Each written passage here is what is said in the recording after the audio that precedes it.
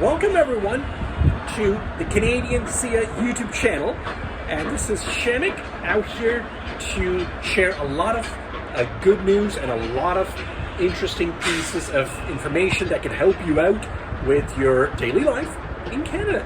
So this channel is meant for anybody out there that would just like to learn a lot of different things about lifestyle choices, about how to get things done in Canada, and just, I try and share my experiences with you. I know there's a lot of good content out there where YouTubers and vloggers are sharing a lot of good information, but I always try and bring something that is unique, that is more of an individual perspective, and something that you might not find on other channels out there. So I always try and make sure to add some pieces of information that are unique and that can help out viewers like yourself.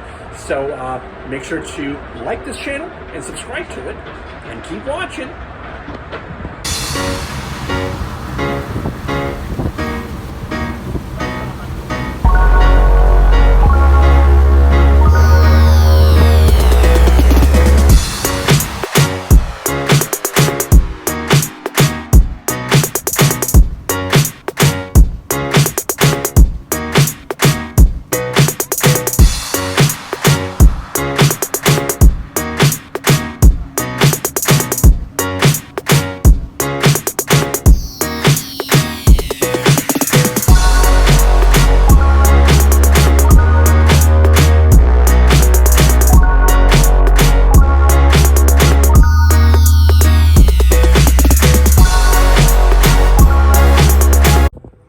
So the really exciting piece of news that I wanted to share with all of you is that I successfully passed my G2 test today.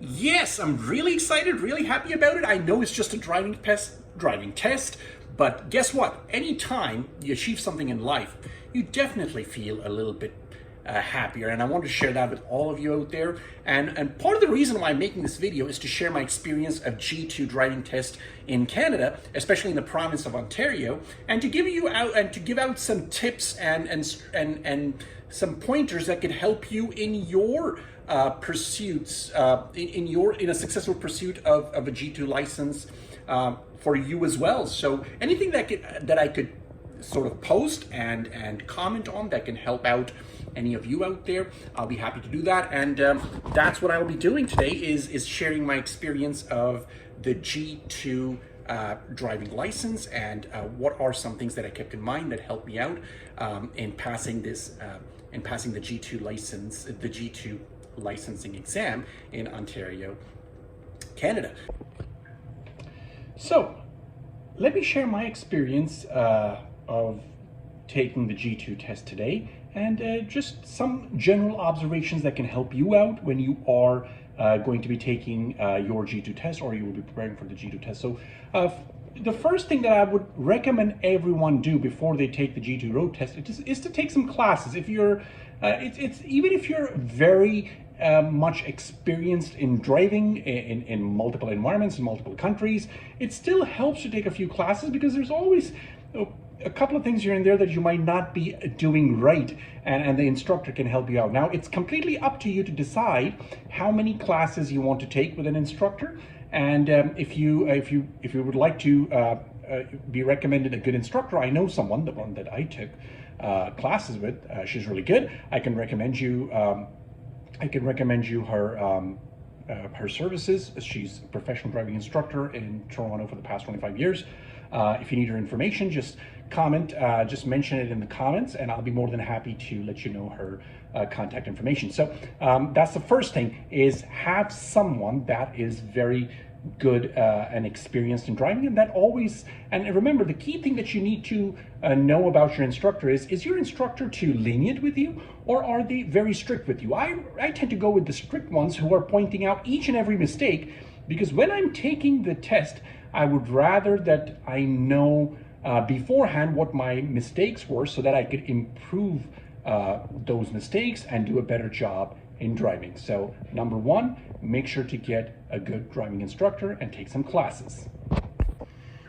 The second thing that I would like everyone to keep in mind once they are taking class, or once they're done taking classes and once they're preparing for their G2 test, is to really choose a location that is that has less traffic, that you can easily go around to. It should be nearby. It doesn't have to be near your immediate residence, but it really helps if it's nearby, even if it isn't, even if it's a little far out.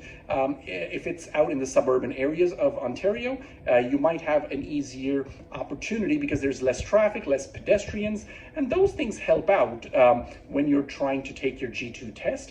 You know, the main goal here is to pass your test, right? You would like to pass your test and get your G2 license. So I would recommend choosing a location that is not too crowded. And one more thing, once you have chosen your location, try to make sure that, you know, usually the instructor that you have hired to take you over there, they can always give you a practice run in that, not in that exact area, but you know, near in some of the areas nearby that test location. And that extra practice with the instructor can also help you out when you are preparing for your G2 exam.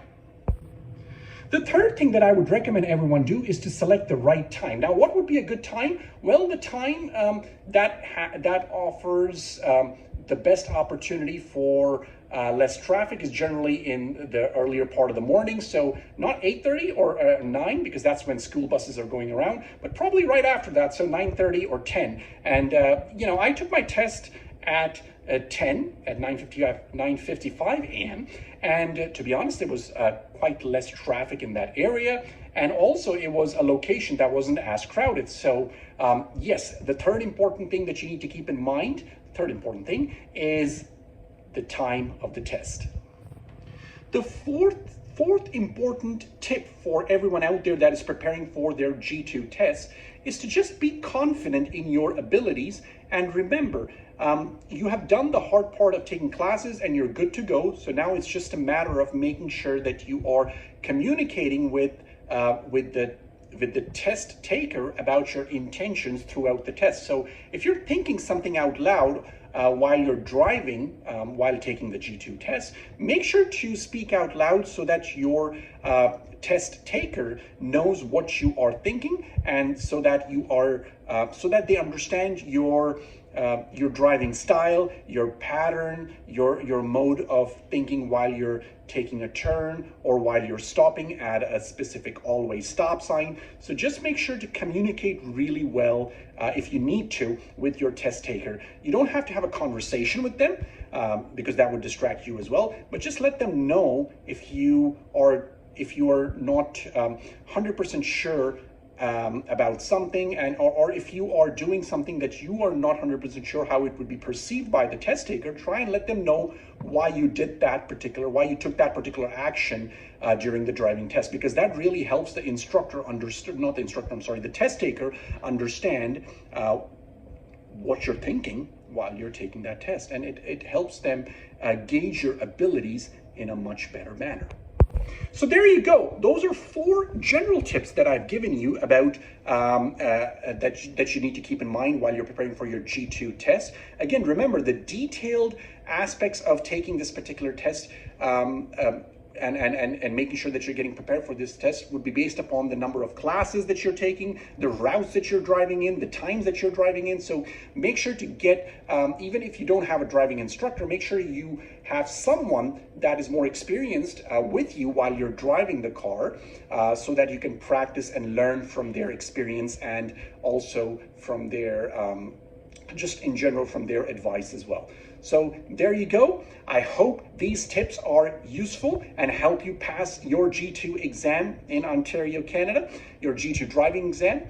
And to everyone out there that would like to have specific topics about the G2 discussed in our channel right here, just mention those topics in the comments about the G2 exam, about the G1 exam, or about the G exam in general that you would like discussed, and I will be more than happy to create more content on those topics.